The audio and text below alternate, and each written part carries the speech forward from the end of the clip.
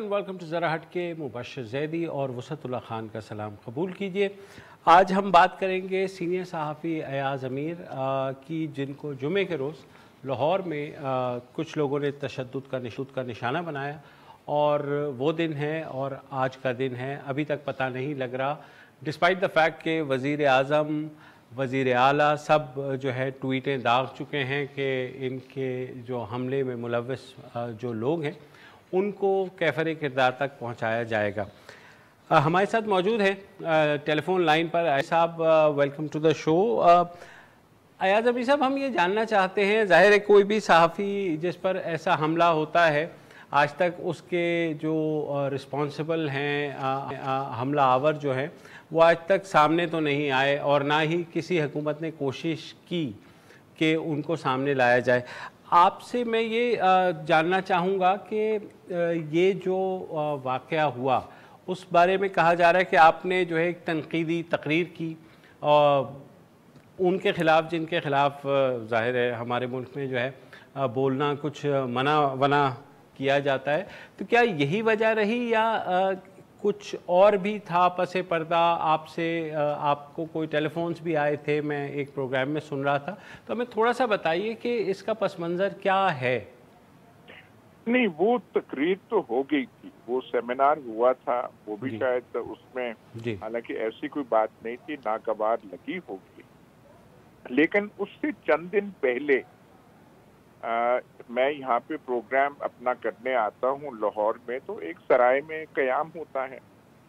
तो मुझे किसी साहब ने फ़ोन किया बड़े वो अच्छे तरीके से कि जी वो पहले कि जी मिलना चाहते हैं, और उन्होंने जब वो फ़ोन पे बात हुई तो उन्होंने अपने महकमे का बताया कि वो महकमा ज़राअत और आबपाशी के वो वहाँ पे फ़राइज़ अंजाम देते हैं। तो मैंने कहा आइए तशरीफ लाइए। ये सर उन्होंने क्या लिटरली यही कहा था महकमा ज़राअत? नहीं, वो मैं कह रहा हूँ, वो मैं कह रहा हूँ, वो मैं कह रहा हूँ, मेरी क्योंकि इन मामलात में इतनी समझ नहीं है तो मैंने यही समझा कि महकमा ज़राअत के कोई फर्द हैं, वो मुझसे मुखातिब हैं। वहाँ मैं जहाँ जो जिसका दफ्तर का मैं वो कर रहा हूँ हमारे सराय के तकरीबन सामने है, सराय है, चिड़ियाघर है लाहौर का, उससे पीछे वो दफ्तर। तो वो सब तशरीफ लाए, बड़े वो सुलझे हुए ऐसे थे। लेकिन जब गुफ्तगू ही हमने वो चाय पेस्ट्री जो है उसका एहतमाम करके पेश की, लेकिन फिर उन्होंने मुद्दा पे आए कि वो तशरीफ, पहले तो उन्होंने कहा जी हम पढ़ते रहे हैं, ये है डॉन में पढ़ते रहे हैं, फलाना ढिमकाना ये, लेकिन फिर उन्होंने कहा कि जी एक बात आपसे कहें। तो मैंने कहा जी प्लीज फरमाइए। उनके एग्जैक्ट वर्ड्स ये थे, सर कुछ हाथ हौला रखा करें। सही। और एक वो होता है ये जो है जुमला हाथ हौला रखा करें, जिस अंदाज में आप ये कहें तो इसके वो मतलब आप थोड़ा नरम तरीके से कोई मुस्कुरा के वो कह सकते हैं, लेकिन उस वक्त मेरे ख्याल कोई मुस्कुराहट उनके चेहरे पे नहीं थी। वो कोई इतने खौफनाक आदमी ना थे, ये मैं एकदम क्लियर कर। लेकिन उन्होंने ये बात की तो मैंने कहा भाई किसके बारे में हाथ हौला, हमने कौन सा हाथ भारी या हौला रखना है। तो उन्होंने अपना हाथ चढ़ा के कहा वो ऊपर ऊपर ऊपर, और फिर उन्होंने जो है वो सरबराह जो हमारे सबसे कीमती इदारे के हैं उनका नाम ले बैठे। मैंने कहा भाई हमारा क्या है उनसे कहा, और कौन सा हमने वो करना है। और मैंने कहा भाई उनकी वो 4 महीने रह गए, आराम से करें और बाइज्जत तौर पे रुख। तो उन्होंने आए भाई ये है वो है, देखें बहुत अच्छे काम हो रहे हैं। मैंने कहा कौन से अच्छे काम? नहीं, वो पहले इदारे की ओरिएंटेशन वो थी तो अब वो ये कर रहे हैं और इसके लिए सपोर्ट होनी चाहिए। अच्छा ये होगी बात, तो कुछ दिन बाद वो तकरीब होगी इस्लामाबाद की। तकरीब खत्म होते ही, और वो थी मैरियट में इस्लामाबाद में, हम मैरियट में के वो लॉबी फॉयर में थे, अभी निकले नहीं थे कि उन साहब का मैसेज आ जाता, और वो 2-3 लाइनें थी कि सर फिर आपने बात नहीं मानी ना मेरी। मेरी या हमारी, अब मैं एग्जैक्टली नहीं समझ पा। अब वो इतना उस वक्त वो तकरीब के बाद मुझे ईमेल्स और वो आ रही थी कि मैं वो जवाब ना दे सका, मैंने फोन जेब में रख लिया। लेकिन कुछ वक्फे के बाद 40 मिनट या 1 घंटे के बाद फिर से उनका मैसेज आया कि सर नहीं, मैंने अब पूरी तकरीर सुनी है तो बड़ी अच्छी है और ये है और वो है। वो बात आई गई, खत्म हो गई, और दूसरे दिन ये वाकया हो गया। और वाकये में हमारे वो जो मेरे ड्राइवर के और मेरे वो फोन ले लिए गए। हमने फिर बाद में 1 दिन बाद नई सिम और फोन हमने वो करके, और वो अपने सारा जो डेटा था वो हमने रिट्रीव कर लिया। सारा डेटा आ गया, मेरे YouTube के सारे राग और गाने वापस आ गए, लेकिन उन साहब का जो टेलीफोन नंबर था वो नहीं था। और जो व्हाट्सएप पे मेरे ख्याल उन्होंने 3 मैसेज किए थे, वो वहां से गायब। ओके, तो वेरी इंटरेस्टिंग। अच्छा, मैं सिर्फ जी जी हाँ, जी मैं जी सिर्फ वो बता रहा हूँ जो मैंने जो मुशाहिदा या जो मैंने खुद अपनी आंखों से वो देखा है। बाकी मैं कुछ इसमें ऐड नहीं कर रहा, ना मैं कोई जोशीली तकरीर कर रहा हूँ जज्बाती के ये और वो। मैं कह रहा हूँ जो हमारे साथ। अच्छा, उसके बाद जाहिर है कि फिर आपके को फिजिकली ज़दोकोब किया गया, फिर हाहाकार मची, आला हुकाम आए, उन्होंने सिटिंग्स की, यकीन दहानी कराई और हर तरह का कहा कि जी बस ज़मीन उल्टा देंगे और इनको निकाल लेंगे, जो भी जज्बाती तौर पे कहा जा सकता है। हुआ क्या पिछले 3-4 दिन में? ना ना ना ना ना, वो जब आए और यकीन दहानियां जब वो करा रहे थे, यकीन दहानियां जब करा भी रहे थे, तो ना उनके चेहरे और दिल उन यकीन दहानियों पे कुछ एतबार कर रहे थे। वो खुद अपनी यकीन दहानियों पे उनके चेहरे एतबार नहीं कर रहे थे, ना हम कर रहे थे। तो हमें तो ये तवक्को ही नहीं थी। हमने सिर्फ ये कहा, भाई देखें, हम रिकॉर्ड पे लाना चाहते हैं कि ये वाकया हुआ, और हमारे वो क्योंकि कुछ वो लाइसेंस वगैरह और वो क्रेडिट कार्ड और ATM कार्ड गए हैं, तो हमें वो पुलिस का एक पर्चा चाहिए होगा, FIR की ये कॉपी चाहिए होगी, इसलिए आप करें, बाकी हमें कोई। लेकिन उनकी जबान कह रही थी जी जी जी वो CCTV फुटेज, ना उनके चेहरे उस यकीन दहानी में शामिल हो रहे थे, ना हम। तो मैं तो बड़ा वो हंस रहा था, मेरी वो कमीज आगे से फटी हुई थी जी जी, और वो मेरा वो मैं उस एक्सपीरियंस से पता नहीं 10-15 आधा घंटा पहले गुजरा था, लेकिन उसका हमें यकीन। अच्छा, मैं थोड़ी सी अयाज अमीर साहब थोड़ी सी डेविल एडवोकेसी करना चाहता हूँ कि फ़र्ज़ करें कि मैं आपको टारगेट करता हूँ किसी भी वजह से, ये सोच के आपकी उम्र है 75 साल और आप नहीं, मेरी 72 इतना मुझे ना करें, इतनी ज्यादती ना करें। सॉरी माफी चाहता हूँ। 72 साल होगी तो उससे ज्यादा ज्यादती आप कर लें। 72 साल नौजवान को अगर मैं टारगेट करता हूँ हाँ जी, किसी भी वजह से, और तो मेरे जहन में 2-3 चीज़ें होंगी कि यार इसको एक तो सीधा करना है, नंबर 1, या मेरा टारगेट ये हो कि इसके साथ मैं ऐसा सलूक करूं कि बाकी लोग जो हैं वो अलर्ट हो जाएंगे, जब इसको नहीं छोड़ सकते तो तुम्हारी क्या हैसियत है, या कोई तीसरी कोई वजह हो सकती है। आपको क्या लग रहा है? तो देखिए, वो कुछ करना चाहते थे, वो तबीयत उनकी क्या थी जो अहकाम जारी करने वाले थे कि कैसे कि ये होना चाहिए। लेकिन जो मैंने नतीजा इस सारे वाकया का अक्स किया है वो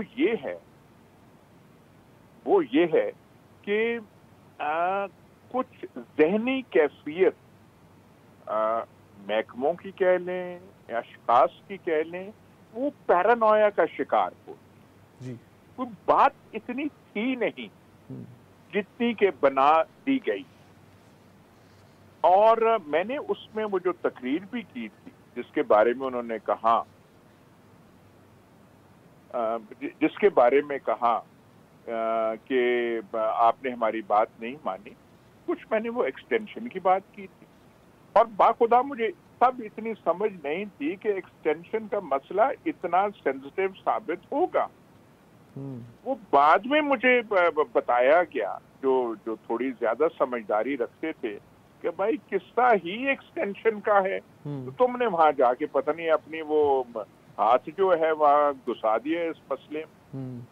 तो वो कोई बात ऐसे है नहीं, ये एक बड़ा स्टूपिड रिएक्शन था। मतलब उसका कोई लॉजिकल, मैं जो है अगर कोई मुझे कहे कि तशद्दुद का ये मकसद है तो मैं कहूँगा ठीक है, तशद्दुद आप करें। अगर आप कोई मुझे कहे कि नहीं, इसकी लॉजिकल रीजन ये है कि फलाने को सबक सिखाना चाहिए, तो मैं कहूँगा ठीक, पर ये तो कोई बात बनती नहीं, इट डजंट ऐड अप। लेकिन उन्होंने किया जी, उन्होंने किया जी। अयाज साहब, मेरे लिए सरप्राइजिंग ये था कि जब चीफ मिनिस्टर, मोल्लक चीफ मिनिस्टर जो हैं इस वक्त पंजाब के, हमजा शहबाज साहब, उन्होंने जो ट्वीट की उसमें भी उन्होंने, अब मुझे नहीं पता कि अज़राह तफन्नुन लिखा या वो वाकई बिलीव कर रहे थे, उन्होंने मजम्मत करते हुए कहा कि वो इन छुपे किरदारों को सामने लाएंगे। तो मुझे भी ज़ाहिर पढ़ के बड़ी हंसी आई, क्योंकि माजी में जितने भी इस तरह के हमले हुए हैं सहाफ़ियों पे, अल्हम्दुलिल्लाह ना तो किसी की CCTV फुटेज मिलती है, ना कोई शख्स पकड़ा जाता है। ये देखिए, बात सुने, ये तो सबको पता है कि ये क्या चीज है। भाई सिविलियन हुकूमत या प्राइम मिनिस्टर या चीफ मिनिस्टर उन छुपे हाथों या उन छुपे कदमों की तरफ जा सके, फिर तो हम कहें हमें भी पता है वो नहीं जा सकते, उन्हें पता है वो नहीं जा सकते। कल वो जो प्राइम मिनिस्टर हैं, वो हमारे जो कॉलीग हैं सलमान गनी, उनके घर ताजियत के लिए गए थे। सलमान गनी साहब का कुछ दिन पहले भाई का इंतकाल हुआ था, तो शहबाज शरीफ अच्छी तरह मुझे जानते हैं। तो उन्होंने कहा, और चौधरी अयाज जब हमारे साथ करते थे तो हमने तो कुछ नहीं किया, तो इन जिनका अब इन्होंने वो छनकना खटकाया, फिर देख लिया क्या हुआ। तो ये मतलब सारा कुछ वो सब वो। अच्छा, अब आपका जो जाविया नज़र है, कानून नाफिज करने वाले इदारे या विक्टिम्स, उनके बारे में पिछले 4 दिन में कुछ चेंज हुआ, कुछ तब्दीली आई, या वही है क्या? नहीं, देखें, हम और बहुत सारी चीजों में बेवकूफ शायद साबित हों या माने जाएं, पर ये जो आप गुफ्तगू कह रहे हैं कि कानून के बारे में और ये और तफ्तीशों के बारे में, इतने बेवकूफ हम कभी नहीं हुए। तो हम तो हंस रहे हैं सारे वाकये को देख के। और ये, हाँ, मैं एक चीज सिर्फ कह दूं, ये वो दुनिया चैनल से थोड़ा आगे वो सड़क है जहाँ पे थोड़ा अंधेरा है, वहां पे ये वकूआ हो, और उसके सामने बस वो बिल्कुल गुंजान सी है, वो मतलब ज्यादा वहां पे नहीं।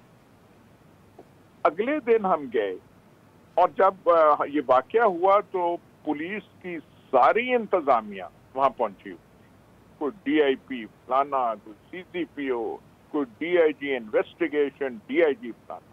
और दूसरे दिन हमने वहां कुछ लोग थे, हमने कहा यार आपने वकूआ देखा? उन्होंने कहा कि मेरे सामने हुआ, 2 गाड़ियां थी, एक मोटरसाइकिल था। तो मैंने कहा कि यार कोई पुलिस वाला आया आपसे पूछा? कहता कि कोई नहीं आया। तो वो जो दुनिया टीवी से लेके वो जो कितने कोई थोड़ा से फासले पे, वहां तो जा नहीं सके। तो जब उन्होंने ये कहा मेरा कहका निकल, तो इस पे अब वो कहें कि जी आप कानून का इंतजार कर रहे हैं या तफ्तीश का इंतजार कर रहे हैं, जैसे मैंने पहले गुजारिश की, और चीजों में बहुत बेवकूफ होंगे, पर इन चीजों में। Thank you so much, thank you. अच्छा अयाज साहब, मैं एक चीज़ बस पूछना चाह रहा हूँ अयाज साहब से कि आप कई अशरों से लिख रहे हैं और ज़ाहिर तनकीद का निशाना भी बनते हैं। आपको लगता है कि आज से 40 साल पहले भी यही सिचुएशन थी, या अब जो है जो बर्दाश्त है वो बिल्कुल ख़त्म हो गई है? ये बर्दाश्त नहीं है, ये अदम बर्दाश्त नहीं, ये पैरानोया है। जो इस वक्त ये पैरानोया है, मेरा ख्याल है वो पहले इतना ना था। ये जो लोग अब हैं और जिनको वो पता नहीं एक्सटेंशन की या किस किस, मैं अब नहीं कह सकता, ये बहुत छोटे, इनका वो है, इनका मेयार कोई बिल्कुल कोई नहीं है, ना सोच का, ना गुस्सते जहन का, मेरे ख्याल मेयार इनका नहीं है। बहुत ही थोड़ा नीचे मैयार। Thank you. ठीक है, बहुत बहुत शुक्रिया अयाज अमीर साहब, अल्लाह महफूज रखे। और शायद अब किसी और सहाफ़ी की बारी होगी और हम सबको तो महफूज अल्लाह रखे। आपको कम से कम बचाए। एक वक्फा देते हैं, वक्फे के बाद वापस आते हैं।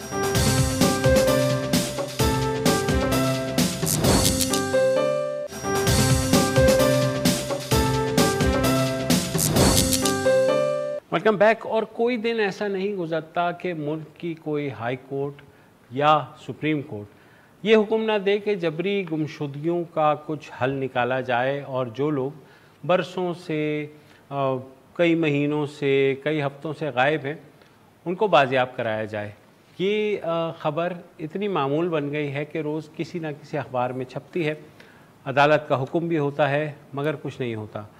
इस्लामाबाद हाई कोर्ट में एक ऐसा ही केस चल रहा है। एक लापता सहाफ़ी हैं मुदस्सिर नारो, जिनके जो गायब हुए थे अब से 3 बरस कबल, और उसके बाद से उनका पता नहीं चल रहा। इस्लामाबाद हाई कोर्ट मुसलसल कोशिश कर रही है कि हुकूमती इदारों को इतना उन पर दबाव डाले कि उस सहाफ़ी का कम से कम कोई पता लगाया जाए। वो शुमाली इलाका जात गया था फैमिली के साथ सैर करने के लिए और उसके बाद उसका पता नहीं चला। उसका एक छोटा सा बच्चा है जो हर पेशी पर मौजूद होता है। आज इस्लामाबाद हाई कोर्ट के जो चीफ़ जस्टिस हैं अतर मिनल्ला साहब, उन्होंने बहुत ज़्यादा उन्होंने सब्र का मुजाहरा किया, मगर उन्होंने कहा कि अगर इदारे जवाब नहीं देंगे तो हम फिर वज़ीर आज़म को ही सीधा सीधा बुला लेते हैं।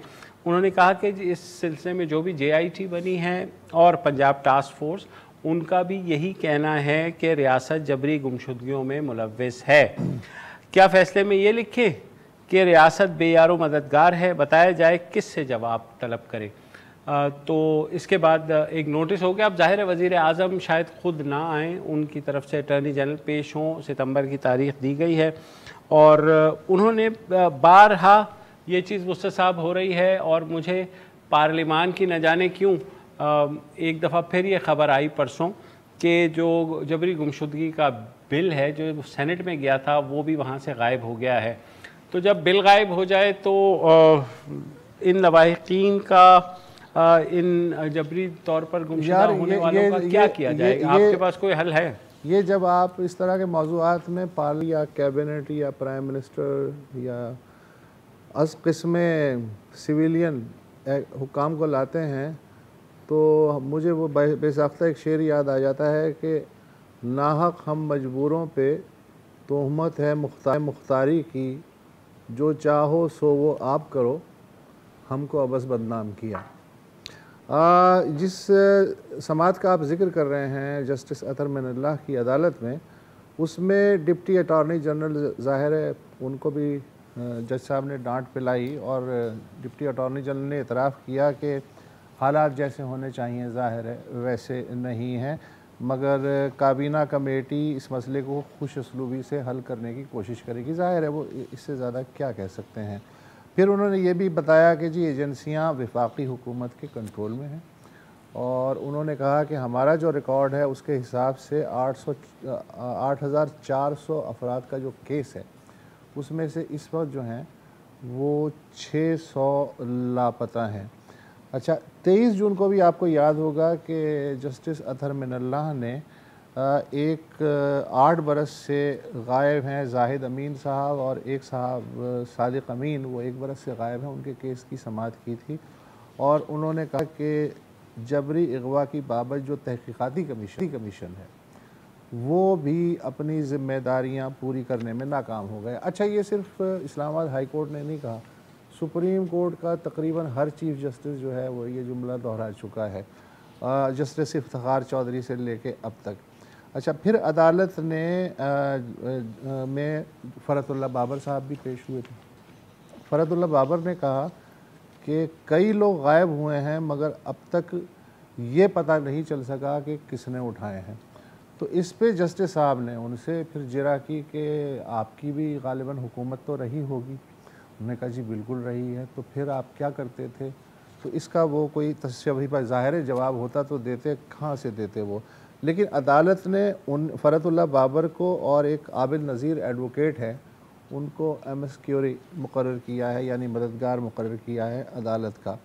अच्छा, लेकिन फ़रतुल्लाह बाबर ने एक तजवीज़ पेश की चीफ जस्टिस के सामने कि मसूद आलम कमीशन रिपोर्ट जो है इस मसले की बाबत, उसको आप चाहें तो आम करने का हुक्म दे सकते हैं। और ज़ाहिर है 9 सितंबर को समाअत हुई, और जिस वक्त ये समाअत हो रही थी तो आज ही सिंध हाई कोर्ट में एक स्टूडेंट है एनईडी यूनिवर्सिटी का, अब्दुर्रहमान ख़ान, उसका केस भी ज़ेर समाअत था। उन्हें 3 जून को जो एफआईआर कटी वो भी अदालत के हुक्म पे कटी। डायरेक्ट ज़ाहिर है कि एसएचओ साहब की तो ज़रूरत नहीं हो सकती। तो उस एफआईआर के मुताबिक जो उनके वालिद ने कटवाई, 3 जून को कोई दर्जन भर अफराद ने उन्हें घर से उठाया। वो जो अब्दुर्रहमान ख़ान हैं वो एनईडी यूनिवर्सिटी के तालिब इल्म हैं, और जो जब उठाया गया तो जो गाड़ियाँ थीं उनमें एफआईआर के मुताबिक पुलिस मोबाइलें भी थीं। अच्छा, ये पहला मौका नहीं था। जनवरी में वो कराची से गए थे टेक्सला, तो वहाँ भी उन्हें उठा लिया गया, और उसके बाद फिर 4 फरवरी को उन्हें छोड़ दिया गया। अब उन्हें दोबारा उठा लिया गया। तो सिंध हाई कोर्ट ने ज़ाहिर है कि अपना जो एक था फैसला, क्या रूलिंग वो दी कि जी जो हुकूमत है वो जल्द अज जल्द इनकी बाजियाबी के इक़दामात करे। और अदालतें क्या कर सकती हैं, ये बताएं।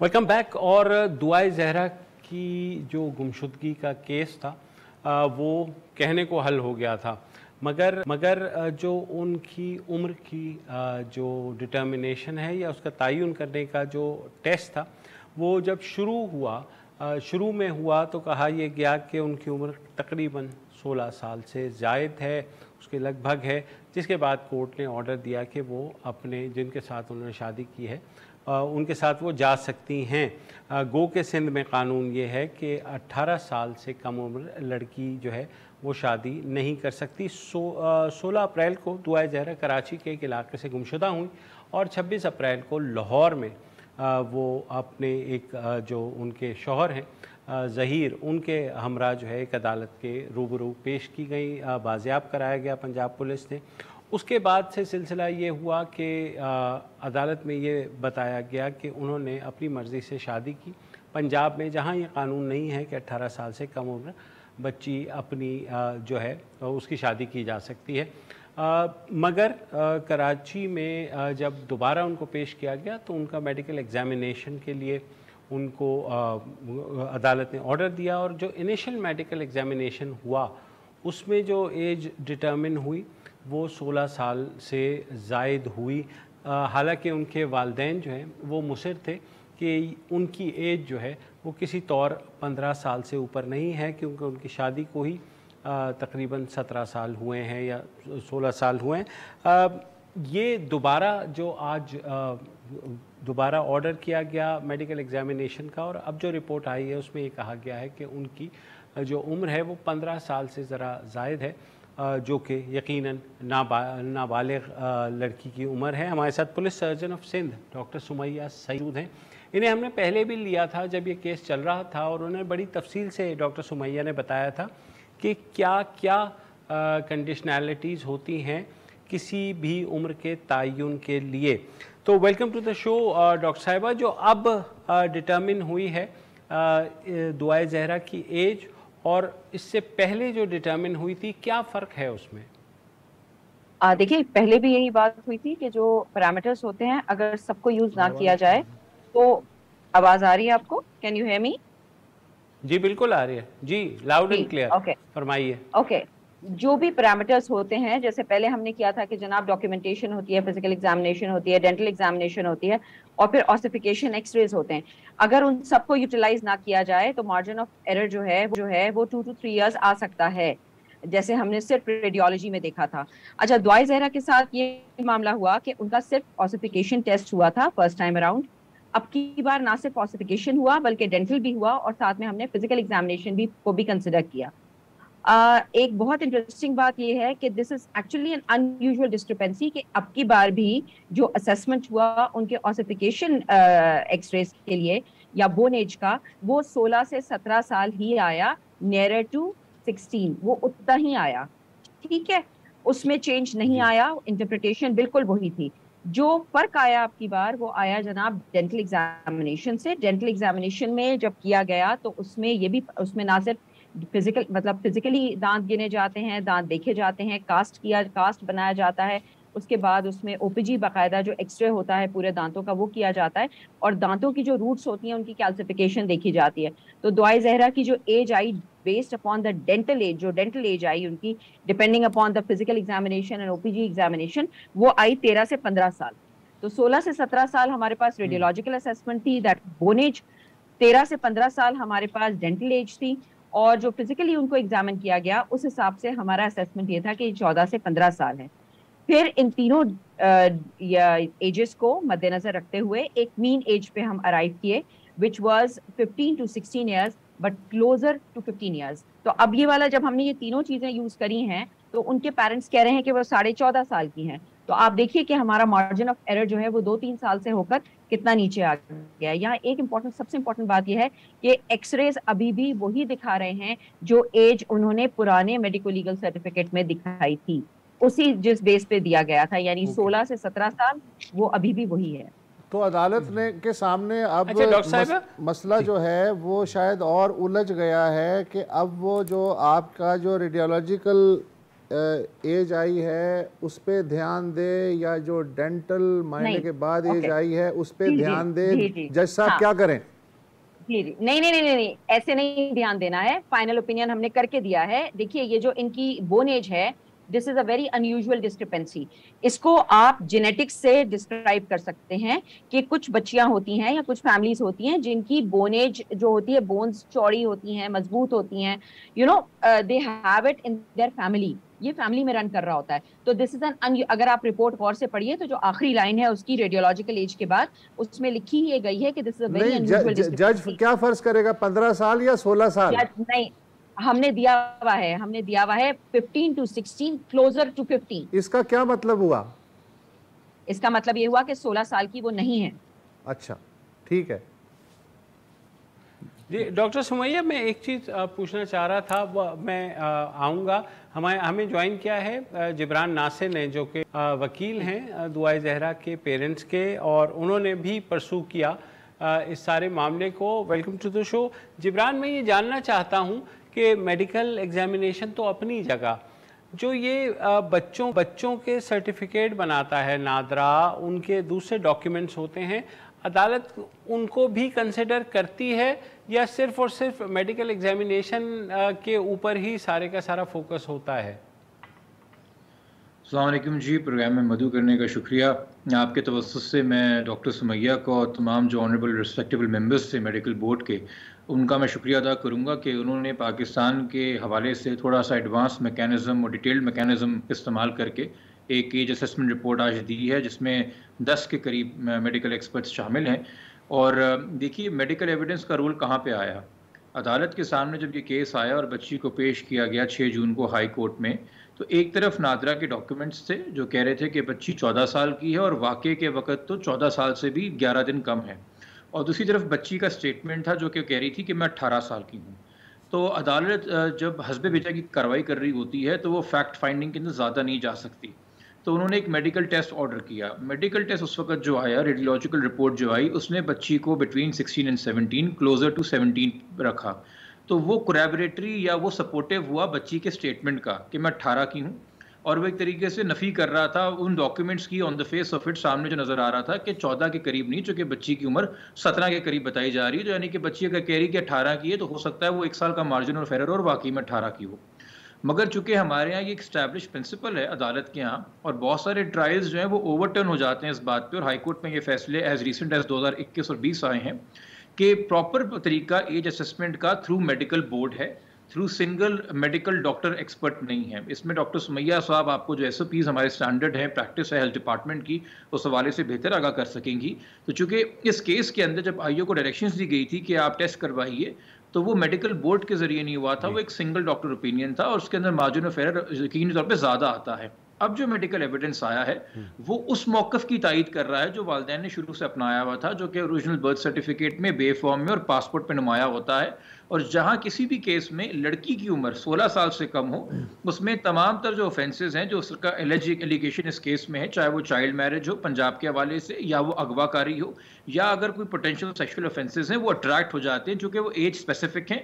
और 16 साल से कम उम्र की लड़की की जो रजामंदी है वो इममटीरियल हो जाती है अदालत के लिए। अच्छा, मैं जबरान एक और तो जबरान ये जी मैं जबरान जी अबूसर साहब एक चीज़ पे पूछ लूँ, ठीक है, कि सिंध के अंदर जो कानून है उसके तहत तो ऐसा हो जाता है, पंजाब के कानून जहाँ पर ये शादी हुई है वहाँ भी यही रूल अप्लाई होगा? खैबर पख्तूनख्वा, पंजाब और बलूचिस्तान में 16 साल है। वहाँ पे देखिए जी, 1929 का ओरिजिनल जो था चाइल्ड मैरिज रिस्ट्रेंट एक्ट, जिसका सिंध में भी इतलाक होता था 2013 तक। सिंध ने जब तरमीम की कानून के अंदर, तो उन्होंने 1929 के कानून को सिंध की हद तक रिपील कर दिया था। बाकी पूरे पाकिस्तान में सूबों की सतह के ऊपर वो कानून अप्लाई होता है, जहाँ लड़की 16 साल की उम्र में शादी कर सकती है। तो अगर इस इशू को पहले कन्फ्यूजन बनाया हुआ था कि जी चूँकि लड़की सिंध से गई है तो ये सिंध के कानून की खिलाफ वर्जी हुई है, चूँकि पंजाब में तो लीगल है, तो अब तो ये बात आपके सामने आ गई कि पंजाब में भी अगर शादी जुरिस्डिक्शन वाइज काउंट की जाए तो ये वहाँ पे भी इलीगल है।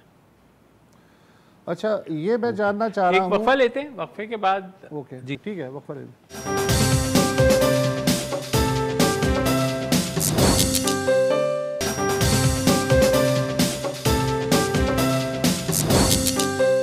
Welcome back. दुआए ज़हरा केस और हमारे साथ डॉक्टर सुमैया मौजूद हैं और जबरान नासिर साहब मौजूद हैं, कानूनदान।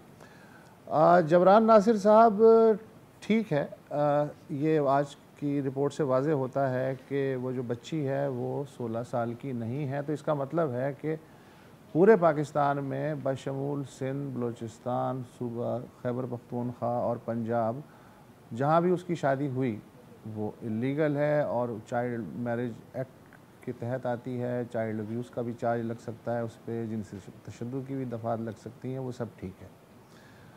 अब प्रैक्टिकल बात यह है कि अब क्या होगा, इसलिए कि क्या ये निकाह कानूनी तौर पे ख़त्म हो सकता है, इसलिए कि फिर शरीयत की बहस छिड़ जाती है, जहाँ मुख्तलिफ़ उलमा और फ़ुक़हा की मुख्तलिफ़ आरा हैं कि किस एज, वो कहते हैं जी बलूगत हो जाए लड़के लड़की की तो शादी हो सकती है। ये कानून वो कहते हैं कि शरीयत के कानून से मुतसादिम है। अब तक प्रैक्टिकली इस तरह के जितने भी केसेस तय हुए हैं उसमें कोई भी निकाह अंडर एज डिटरमिन होने के बावजूद ख़त्म नहीं हुआ। सिर्फ एक मिसाल है सिंध में कि एक कम उम्र मसीही बच्ची थी, उसका जबरन मज़हब तब्दील करवाया गया और फिर शादी हो गई, तो अदालत ने उसका निकाह जो है वो फ़स्ख़ करार दे दिया था। इसके अलावा कोई मिसाल फ़िलहाल मेरे सामने तो मौजूद नहीं है। तो अब आप फरमाइए कि प्रैक्टिकली क्या पॉसिबल है, क्या पॉसिबल नहीं है। सर देखिए, 491 की हस्बे बेजा की जब कार्रवाई होती है तो उस वक्त अदालत का ये मैंडेट या जुरिस्डिक्शन नहीं होती कि वैलिडिटी ऑफ निकाह पे सवाल उठाए। वो एक्सक्लूसिव आपका डोमेन होता है फैमिली कोर्ट्स का या सिविल कोर्ट्स का, सूट फॉर जैक्टिटेशन के अंदर, जिसके अंदर आप बाकायदा एक ट्रायल रन करते हैं। गवाह सारे जो निकाह के अंदर मौजूद होते हैं उनका एविडेंस रन किया जाता है और फिर इस बात के ऊपर पहुंचा जाता है नतीजे पे कि ये फोर्स निकाह था, बाय कंसेंट निकाह था, प्रॉपर था कि नहीं था। मगर जहाँ तक ये बात की जाती है कि जी बहुत सारे फैसले यकीनी तौर पे सुप्रीम कोर्ट के ऑब्जर्वेशंस भी हैं कि जहाँ चाइल्ड मैरिज के अंदर ऑफेंस है और सज़ा ज़रूर दी जाएगी उस इंसान को जो 18 से बड़ा था और उसने 18 साल या 16 साल से कम उम्र की लड़की से शादी की, वहाँ निकाह इनवैलिडेट नहीं होता, चूँकि वो प्यूबर्टी और बलूगत की आर्गूमेंट आती है। मगर इसमें प्लीज़ ये ज़ेर गौर होना चाहिए कि ज़्यादातर ये जो जजमेंट्स हमें कोर्ट किए जाते हैं और जितनों का मैंने अभी तक मुताला किया है वो सब अहनाफ के हवाले से हैं, फ़िक़्ह हनफिया की जुरिस्प्रूडेंस या जो बाकी हमारे 3 सुन्नी स्कूल ऑफ थॉट्स हैं उनके हवाले से वो जजमेंट्स हैं। मेरी कम से कम जो मुताला मेरा है उसके हवाले से, चूँकि ये पर्सनल लॉ होता है, जो मैरिज लॉ होता है वो पर्सनल होता है, पर्सनल सिर्फ रिलीजन बेस्ड नहीं सेक्ट बेस्ड भी होता है। तो ये भी ऑफ कोर्स एक जवाज़ और एक ग्राउंड है अदालत के सामने देखने का कि अगर बच्ची का ताल्लुक किसी एक मसलक से है और उस मसलक और फ़िक़े के अंदर जो है शरीयत की जिस तरह से तर्जुमा ट्रांसलेशन की गई और एप्लीकेशन की गई है उसमें क्या रूल्स अप्लाई होते हैं। अच्छा, लेकिन उसमें हुआ ये है कि सुप्रीम कोर्ट के जस्टिस सज्जाद अली शाह का कोर्ट है, उन्होंने वालिदैन से कहा कि हमें आपके जज्बात का एहसास है, मगर बच्ची ने अपनी मर्ज़ी से शादी की है, उसके भी हुकूक़ हैं। जस्टिस मोहम्मद अली मज़हर का कोर्ट है, दुआए ज़हरा के वालिद ने कहा कि हमारे यहाँ वली के बग़ैर शादी नहीं होती। उस पर जस्टिस मज़हर ने कहा कि आपका मसलक और उनका मसलक और है, मुलाकात के बाद भी बच्ची ना मान ली तो क्या करेंगे, हम बच्ची से ज़बरदस्ती तो नहीं कर सकते। अब मसला ये है कि टेक्निकली तो ये साउंड केस है कि जी ये एक्ट की कानूनी खिलाफ वर्जी हुई है चारों सूबों में। दो चीज़ें हैं, क्या प्रैक्टिकली ये जो सिचुएशन हो गई है, ग्राउंड रियलिटी बन गई है, ये रिवर्स हो सकती है, और क्या उस दौरान बच्ची की रजामंदी दोबारा पूछी जाएगी, और अगर उसने हाँ कर दिया तो क्या करेगी अदालत? सर, चौधरी इफ्तिखार साहब से लेके साकिब निसार तक और साकिब निसार साहब से लेके गुलजार तक और अभी भी बहुत से मौजूद आला जजेस हैं, उनके बहुत सारे रिमार्क्स जो हैं 3 बजे की न्यूज़ के बुलेटिन में टिकर्स बनते हैं, मगर जब ऑर्डर शाया होता है तो उसके अंदर आपको वो रिमार्क्स नज़र नहीं आते। मेरे ख्याल में जब जजेस रिमार्क्स पास कर रहे होते हैं तो वो एक तरीके से फरोल रहे होते हैं मैटर को, इंक्वायरी कर रहे होते हैं, कभी कभी मनफी सवाल भी पूछ रहे होते हैं इंक्वायर करने के लिए, चूँकि वो पहली हियरिंग थी, एक्स पार्टी प्रोसीडिंग्स थी, वो देखना चाह रहे थे हमारे पास लीगल ग्राउंड्स क्या हैं। उनमें से ऐसी कोई भी ऑब्जर्वेशन ऑर्डर का हिस्सा नहीं है, और मेरे ख्याल में मीडिया को भी on the face of it जजेस के कोर्ट्स या रिमार्क्स जो ओरल होते हैं उनको उनकी रूह समझ के कोट करना चाहिए। चलिए, ये तो हो गया। अब आप बताइए कि अमलन क्या होगा? बच्ची से पूछा जाएगा क्या यह निकाह रिवर्स हो सकता है, ये जरा बताइए। देखिए, जब यहाँ पे पहली बात तो ये है कि अगवाकारी के हवाले से ये बात सामने आएगी कि जब बच्ची का निकाह पढ़ाया गया उस वक़्त वो मुग़विया थी और उसका निकाह एक अगवाकार से हो रहा था, तो वो एक चीज़ सामने आएगी। दूसरी बात ये सामने आएगी कि उनके पर्सनल रिलीजियस लॉ के तहत, उनके फ़िक़े के तहत वली का होना और ना होना, उससे क्या असरात मुरत्तब होते हैं। तीसरी बात ये आपके सामने आएगी कि जब वो बच्ची कंसेंट नहीं दे सकती फ्रीली, और चूँकि फेडरल शरीयत कोर्ट का 2012 का जजमेंट है कि इस्लाम के अंदर जो निकाह की कंसेंट है वो बाकी कंसेंट से डिफरेंट है, उसमें सिर्फ आपकी फ़िज़िकल कैपेसिटी नहीं मेंटल कैपेसिटी भी देखनी चाहिए। और उस 2012 के जजमेंट को सपोर्ट यहाँ से मिलती है कि जब शरीयत के हवाले से चैलेंज किया गया पंजाब का चाइल्ड मैरिज लॉ कि 16 साल से कम उम्र लड़की से शादी जो है वो गैर कानूनी है, तो फेडरल शरीयत कोर्ट ने, जो पाकिस्तान की वाहिद अदालत है शरीयत अपीलेट बेंच के साथ, जो कि इस चीज़ का फैसला करती है कि कौन सा कानून शरई है कि नहीं है, उन्होंने ये होल्ड किया कि पंजाब का जो चाइल्ड मैरिज स्टैंड लॉ है वो बिल्कुल भी इस्लाम के इंजंक्शन से खिलाफ नहीं है। तो इन चीज़ों को मद्देनजर रखते हुए हमें वो व्यू फॉर्म नहीं करना चाहिए जो पहले फैसले माजी में होते रहे। हमें ये सामने रखना होगा कि वो होते रहे जब हमारे यहाँ हदूद ऑर्डिनेंस नाफिज था और बहुत सारी एक्सेप्शंस क्रिएट की हुई थी जिनसी तशद्दुद के कावानीन के हवाले से 13 साल की बच्ची के साथ निकाह को जायज़ करार दिया जाता था, मगर 2006 में जब वुमेन्स प्रोटेक्शन एक्ट आया है तो वो तमाम चीज़ें जो हैं वो कानून से निकाल दी गई हैं। तो इंटेंट ऑफ पार्लियामेंट को भी सामने रखा जाएगा। ये एक डेवलपिंग ज्यूरिस्प्रूडेंस है 2016 से, और उससे पहले से रिसेंटली चाइल्ड प्रोटेक्शन लॉज हमारे सामने आए। ठीक है जिब्रान, मैं डॉक्टर सुमैया को भी यहाँ लेना चाहूँगा क्योंकि आपने मेंटल कैपेसिटी की बात की। डॉक्टर सुमैया, अगर बच्ची माइनर साबित हो जाती है जैसे अब हो गई है, और जिस तरह से ये शादी हुई कि गेमिंग पे उनकी मुलाकात हुई, तो ये मेंटल कैपेसिटी को भी एग्जामिन किया जा सकता है या किया जाता है लॉ के तहत, या it's just the physical appearance? यहाँ पे ये जो एज होती है, ये जो एज फिजिकल एज असेसमेंट होती है बेसिकली ये वाली, मगर मैं यहाँ सिर्फ एक छोटी सी बात कहूँ कि हमारा कानून 18 साल तक उस बच्चे को लाइसेंस का हक नहीं देता, उस बच्चे को वोट का हक नहीं देता, उस बच्चे को एक कोई सर्जरी हो रही हो तो पहले डॉक्टर जो है वो पेरेंट से कंसेंट लेते हैं, उसके बाद कोई मेडिकल प्रोसीजर होता है। तो how can we allow our children, जब उनकी मेंटल उतनी कैपेसिटी ही नहीं है, फिजिकली नहीं है, एक बच्ची जो 13, 14, 15 साल की है, हाउ कैन यू एक्सपेक्ट कि वो एक riggers of the married life को बर्दाश्त कर सकेगी? मतलब I don't understand in this day and age we are talking about when we are not even allowing our kids to drive a car before the age of 18. How are we allowing them to get married? उसकी mental capacity तो मैं किसी सूरत नहीं समझती। बच्चे की एक growth है। जी जबरान, बहुत ही मुख्तसर जवाब चाहिए कि फ़र्ज़ करें कि अदालत कहती है कि ठीक है ये फ़ैसला जो है ओपन एंड शट केस है, बच्ची कहती है वो वालिदैन के पास नहीं जाना चाहती, तो क्या ये मुमकिन है कि अदालत कहे कि जी जब तक ये हमारी तहवील में रहेगी, जब तक ये 18 की नहीं हो जाती, और उसके बाद अपना फैसला जो भी करे, ये भी हो सकता है? देखिए जी, अगर खदशात वाकई में लाहक हों कि बच्ची को किसी किस्म का ख़तरा है, तब भी अदालत शेल्टर होम भी भेज सकती है और वालिदैन के साथ भी भेज सकती है, और सोशल वेलफेयर डिपार्टमेंट से किसी की ड्यूटी लगा सकती है, चाइल्ड प्रोटेक्शन यूनिट से, कि बच्ची पे नज़र रखे और अदालत को अपडेट करता रहे। मगर मैं एक आखिरी बात यहाँ पे कहना चाहूँगा आपकी इजाज़त से, बड़ी जल्दी, कि देखिए इस्लाम की खूबसूरती ये है कि जब इस्लाम में निकाह होता है वो एक सिविल कॉन्ट्रैक्ट की नेचर में होता है, और दूल्हा दुल्हन दोनों को इख्तियार होता है कि अपने टर्म्स डिक्टेट करके एग्री करें कि आप किस चार्टर के तहत एक दूसरे को निकाह में ले रहे हैं। तो वो जो कैपेसिटी मेंटल की हम बात कर रहे हैं ना, कि क्या एक बच्ची की इतनी उम्र हो कि कम से कम वो अपने लिए बेहतर सोच सके और फ्रीली उस कॉन्ट्रैक्ट को एग्जीक्यूट कर सके, ये शरीयत की खूबसूरती है। इसको भी मद्देनजर रखना चाहिए उन लोगों को जो इस्लाम की पैरवी करते हुए कम उम्र बच्चियों से शादी की बात की पैरवी करते हैं, कि ये तो इस्लाम की जो खूबसूरती, जो राइट दिया गया है अपनी तरफ से अपने टर्म्स डिक्टेट करने का, अपनी लिबर्टी को इस्तेमाल करने का, वो आप क्यों छीन रहे हैं बच्चों इस उम्र में शादियां करवा के? Fair enough. Thank you so much doctor Sumaiya और जबरान नासिर साहब। है आप दोनों की मज़ीद दोबारा ज़रूरत पड़े। फ़िलहाल इजाज़त दीजिए, टाइम ख़त्म हो चुका है। खुदा हाफ़िज़।